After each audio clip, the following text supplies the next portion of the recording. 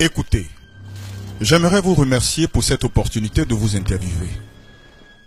Vous savez combien cela est important pour moi. Oui, je le sais. Mais soyez bref. Je suis une personne très occupée. Alors, j'ai seulement quelques questions ici. Je vais utiliser un enregistreur pour... Non, je préfère que vous ne le fassiez pas. Bon, d'accord. Je vais juste le garder. Ok. Je vais juste le garder. Ok. Commençons alors. Qui êtes-vous? Voilà une question qui n'est pas simple. En vérité, je suis un rebelle, un philosophe, un idéaliste, un inventeur, le premier plus grand leader politique qu'il y ait déjà existé. Votre apparence est un peu différente de celle que j'imaginais. Comment êtes-vous vraiment? Vous attendiez quelqu'un avec une capuche rouge. Je ne suis pas comme vous, les êtres humains, qui sont coincés dans ce corps matériel. J'appartiens à un autre plan de matière et je peux me présenter de la manière que je veux.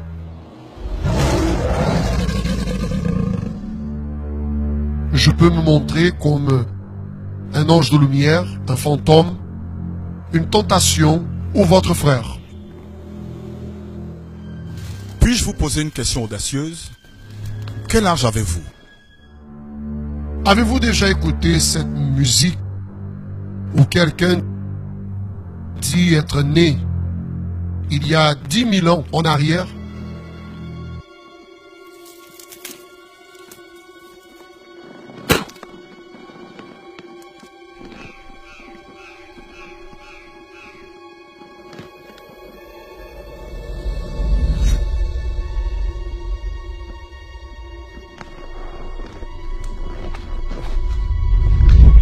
Ce quelqu'un, c'est moi.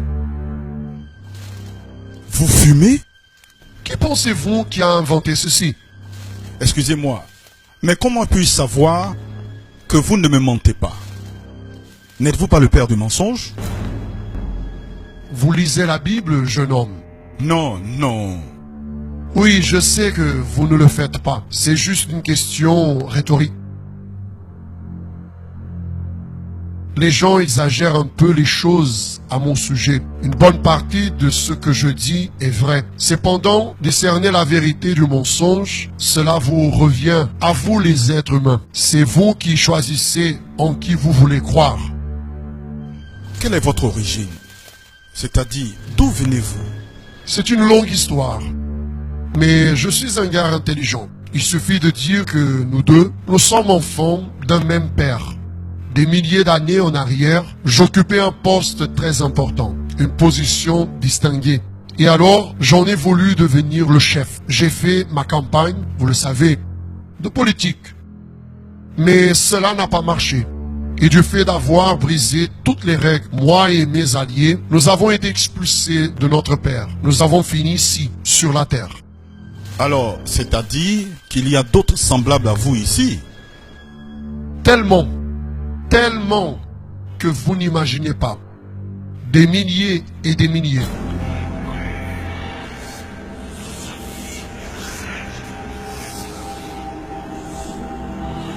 Et quel est votre plus grand atout?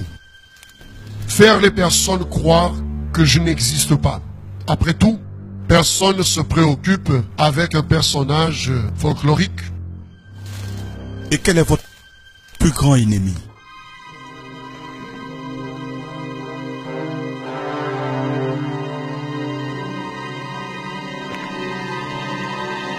Le Fils.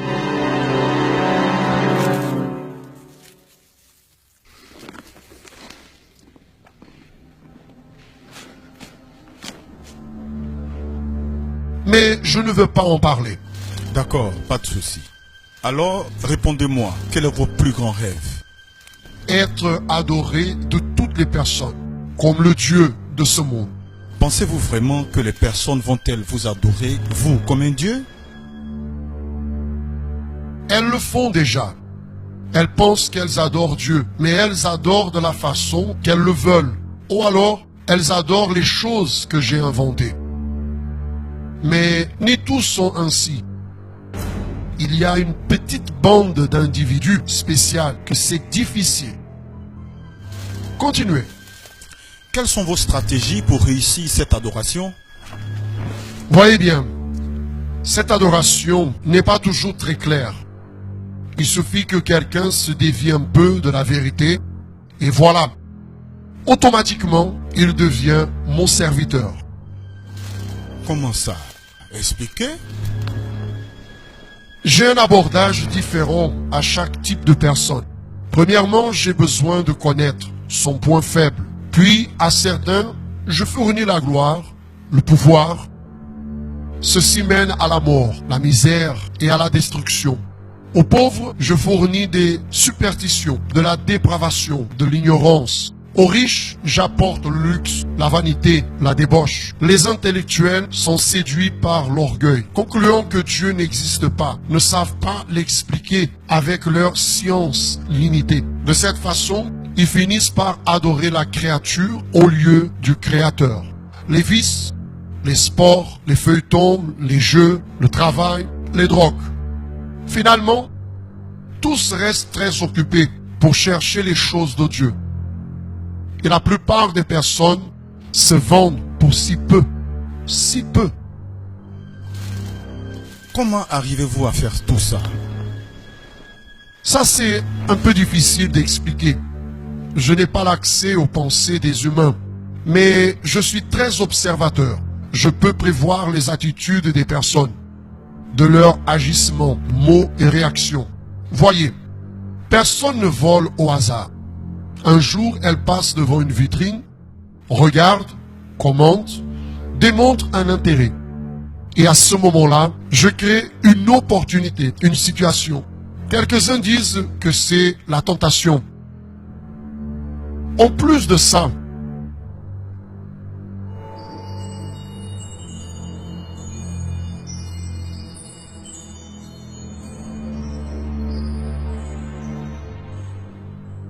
je peux manipuler les éléments de ce monde à mon bel plaisir.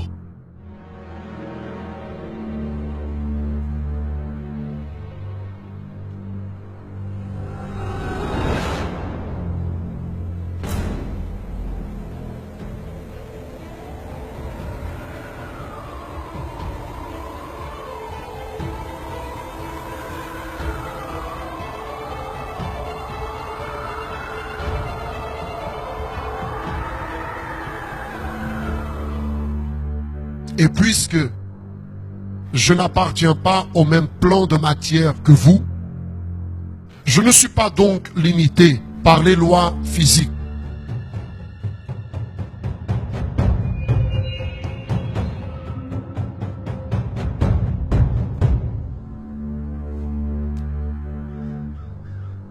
Pour moi, il n'existe pas de mur. Je peux voyager plus vite que la lumière et reproduire parfaitement la voix de quiconque qui ait déjà vécu sur cette terre. D'ailleurs, l'imitation, c'est un de mes trucs préférés. Presque tout le monde tombe au piège. Créer des choses, vous le pouvez? Je ne peux pas créer la vie, seulement la vôtre. Mais j'en peux articuler des atomes et des molécules de façon à provoquer beaucoup de dégâts aux personnes et à des choses. Et qu'est-ce que vous haïssez le plus? Le pardon, la repentance, la réconciliation, les genoux fléchis en prière, les familles unies, la Bible,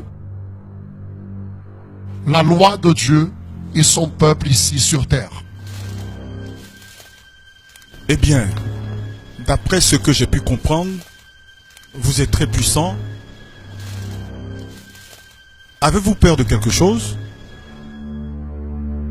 Mon futur, bientôt celui que j'ai crucifié, reviendra sur cette terre et finira avec mon autorité. Je sais qu'il n'y aura pas d'issue et qu'après, je serai détruit. Cela que j'essaie d'entraîner le plus grand nombre de personnes avec moi. C'est la seule façon de blesser le cœur de Dieu.